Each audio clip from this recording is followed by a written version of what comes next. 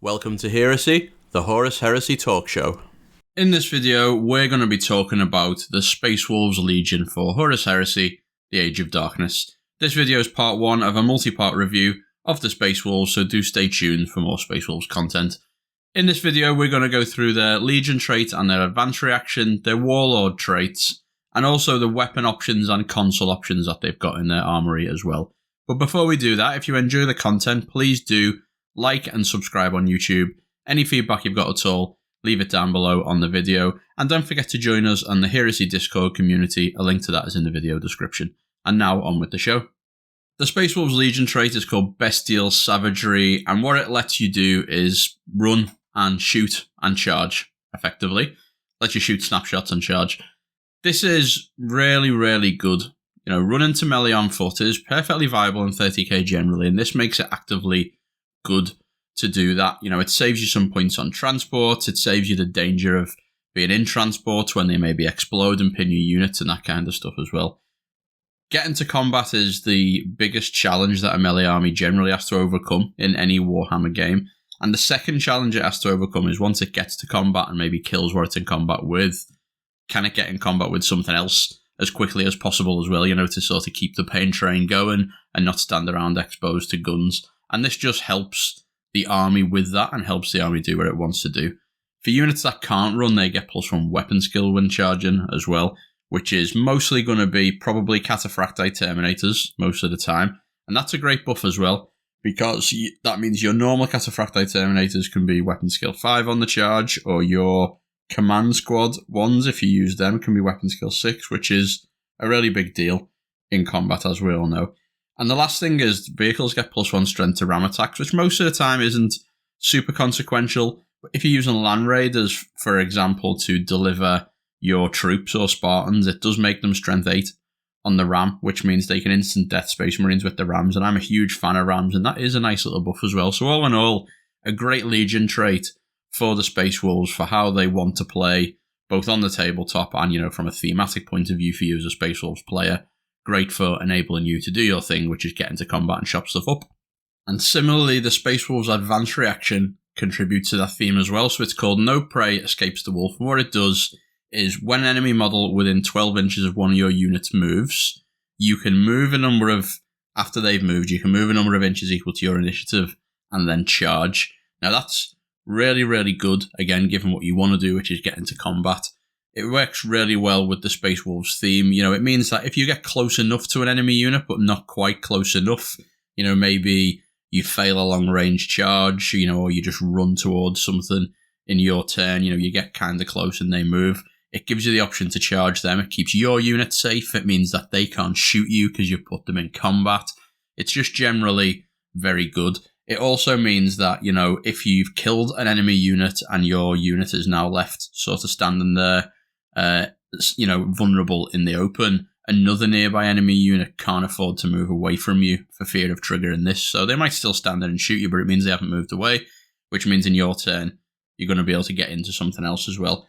Just a very powerful advanced reaction. Unfortunately, only once per game, as they all are, but it really does contribute to that theme of the Space Wolves, you know, the people not being able to escape the Space Wolves, but it also really plays well on the tabletop as well.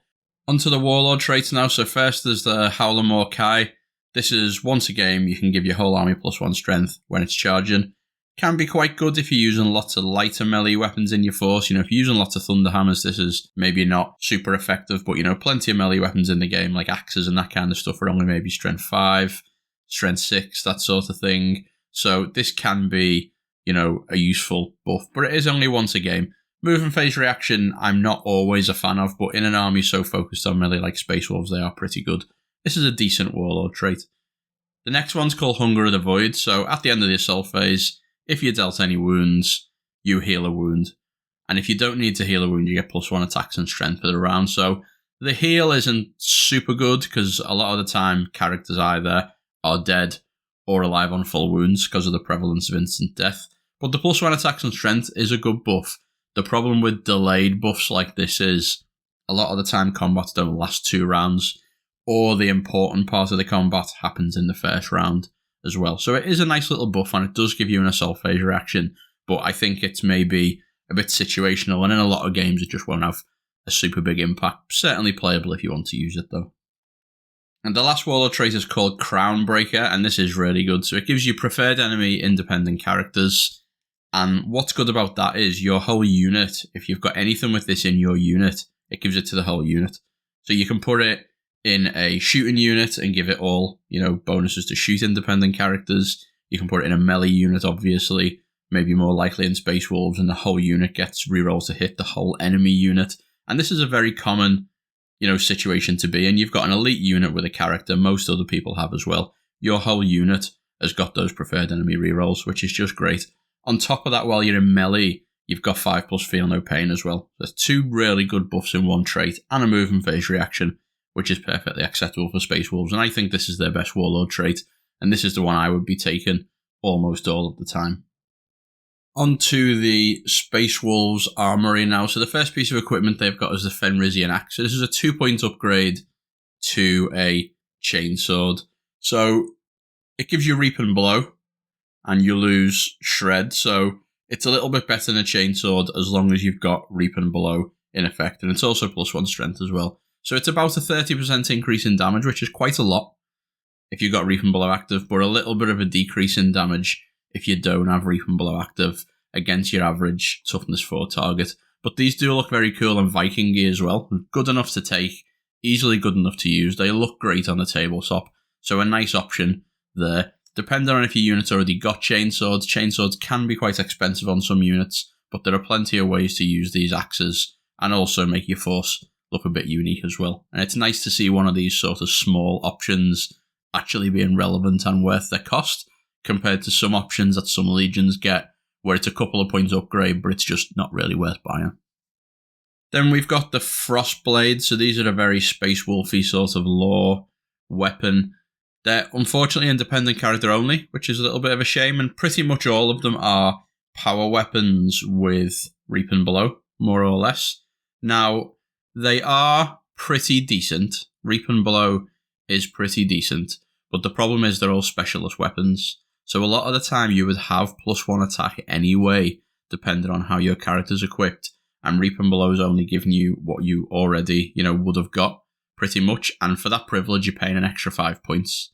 So for the most part, these are actually a little bit kind of pointless, and, in some ways a downgrade, and I don't think that they're, really super good.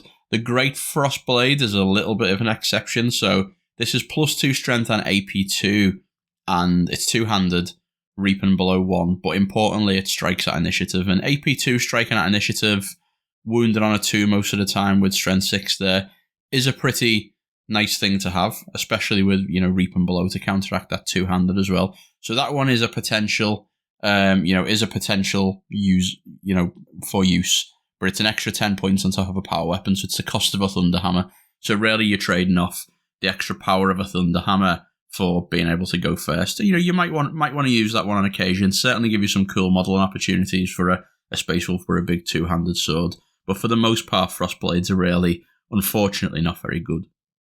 You've also got the option to use Ether Rune Armor, which I also really like. So it's 25 points, and it gives you +1 wound and Adamantium Will. Now, that's quite powerful because usually for most characters, the options you've got, if you don't want to leave your character in power armor with, its default number of wounds, is to take Cataphractii armor, which means that you're not going to be able to sweep, which Space Wolves really want to be able to sweep because of what they do. Or you can take Tartaros armor and keep your sweep, but you'll lose 1 off the invulnerable save from your Iron Halo as well. So what this lets you do is stay in your Artificer armor, get the +1 wound that Terminator armor would normally give you, whilst keeping the 4+ invulnerable save and the ability to sweep, which is great. It means you can have these characters with units that want to advance on the enemy and fight without the character disadvantaging the unit or the character losing a bit of save. It is still, in theory, a bit more expensive than it looks, because when you buy those Terminator armor upgrades, you get your power weapons cheap. And if you keep the character in his Artificer armor and give it Ether Rune armor, it does mean that you won't be able to get those cheap weapons. So this is a little bit more expensive than normal, but it is worth the upgrade, I think. And Adamantium Will on top is, a nice little extra, but particularly if you're a librarian, it's an great extra as well. So Ether Rune Armor also a cool option. Now Space Wolves have got 4 character upgrades as well, which is cool. So firstly, they've got Jarl. So this is 10 points on a Praetor. It gives them counter attack 2, which is a powerful ability, although you want to be charging ideally, but it's nice to have this in your pocket. And it gives you skirmish as well. And why that's good is Space Wolves do have some skirmishing units, and obviously you don't want to put a character with them and turn the skirmish off, ideally. So this 10 points gives you a nice little buff in counter attack 2. You probably buy that most of the time anyway, just in case you do get charged, and also lets you play with those units as well, which is cool. Then there's the Pakthane Consul. So this is basically the same as a Jarl, 10 points, except it's only counter attack 1, but you do get that skirmish as well.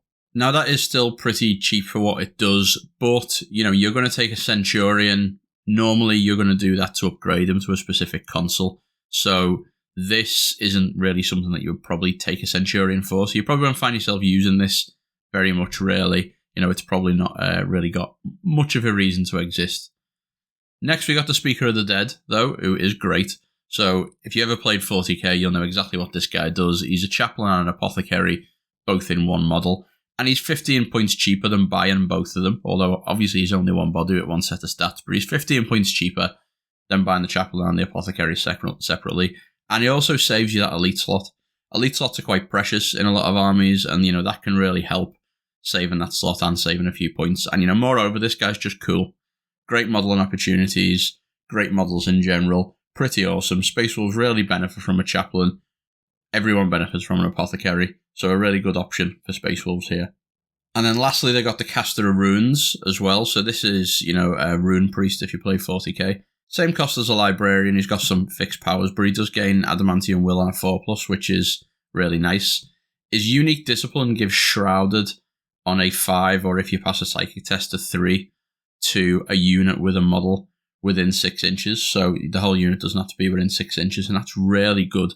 Shrouded 3+ is massive, especially when you're going to be running across the battlefield. And what's super interesting about this is it's infantry, cavalry, or dreadnought. And we all know how good dreadnoughts are. Now imagine trying to shoot a dreadnought with Shrouded 3+ as well. A very, very powerful ability. On top of that as well, it also gets a template weapon with pretty good stats. It can be Strength 10, AP 4, and Deflagrate. So, AP 4 is obviously poor, but anything that fails its save is going to die to that Strength 10 as well. So certainly not a weapon to be ignored either. Overall, really, really nice caster. You're going to take this in every Space Wolf army for that Shrouded buff, which is really, really good. So in summary, really strong Legion trait that heavily influences the Legion's playstyle, but is also heavily theme-driven. It's the way most people will want to play Space Wolves as well. So really good that is very effective on the tabletop. And they've got an advanced reaction that synergizes really well with that playstyle as well, and is powerful.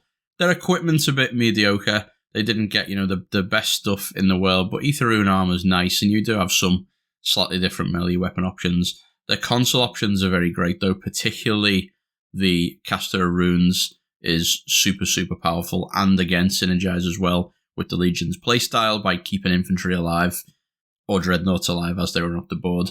Overall, I think this is a great incarnation of Space Wolves rules. There's been lots of incarnations of it over the years in different games, but I think this rule set in particular is great for what Space Wolves want to do, which is run around the board fighting people in melee, stopping people escaping them, that kind of thing. It feels very thematic, and it's definitely effective on the tabletop as well. So, excellent news for Space Wolves players. And that's the end of the show. I hope that you've enjoyed it. If you have, please do leave me a like and subscribe. Leave any feedback down below on YouTube, and don't forget to join the Heresy Discord community. A link to that is in the video description as well. I'll see you all soon. Bye bye.